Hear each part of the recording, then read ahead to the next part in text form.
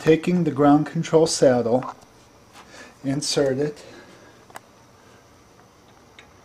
thusly into the lower control arm, and bringing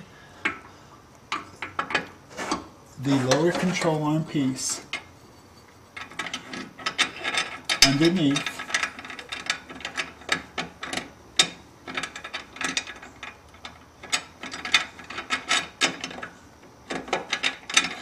insert it such that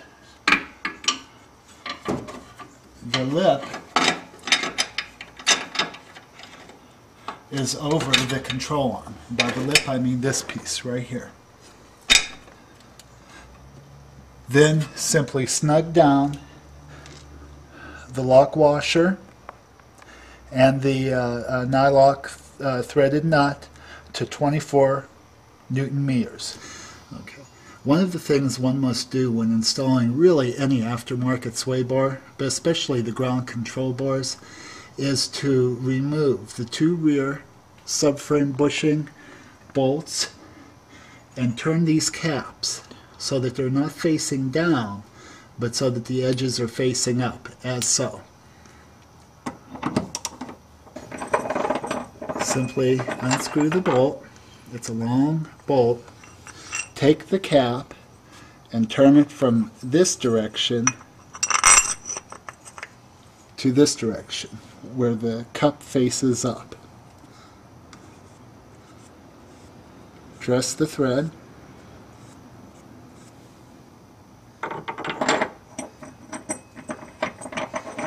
And insert it back in as such. Once again, it is a 18mm head bolt.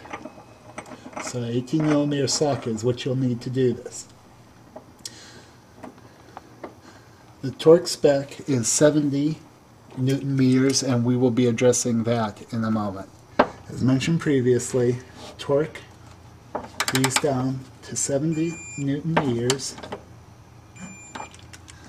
Okay.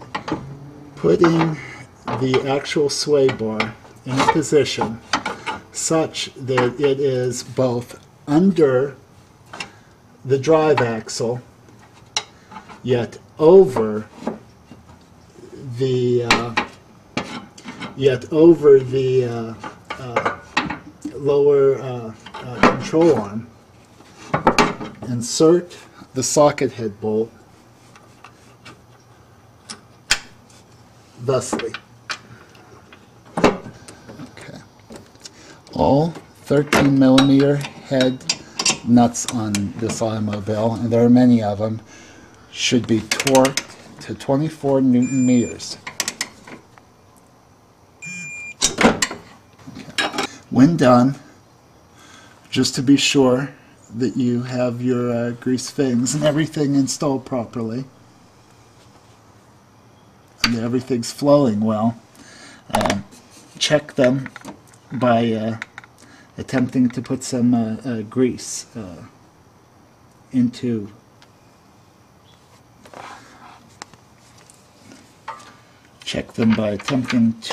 put some grease into the sway bar.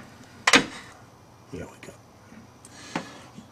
You will know that it has taken all it can when you begin to see grease come out of the side by my finger right here, which you can see. At that point, remove the gun from the Zerkfang,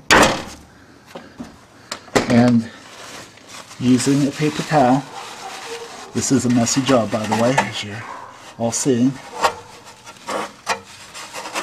simply wipe up any excess. Remember, excess grease will attract dirt. Attracting dirt will eat the parts. So it is critical that you get as much of the excess grease out of here as is humanly possible. And then simply put the Zerk cap back into position over the fitting, as so.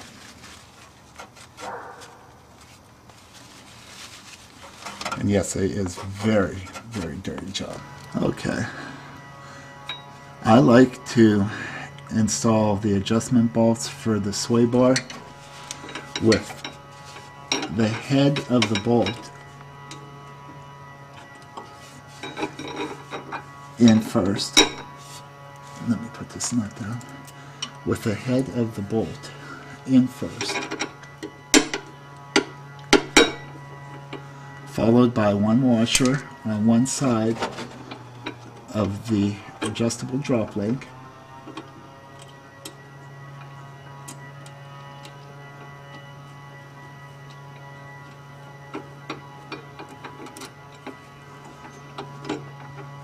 followed by the drop link,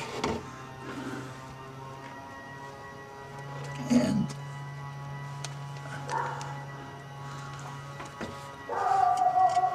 another washer on the outside.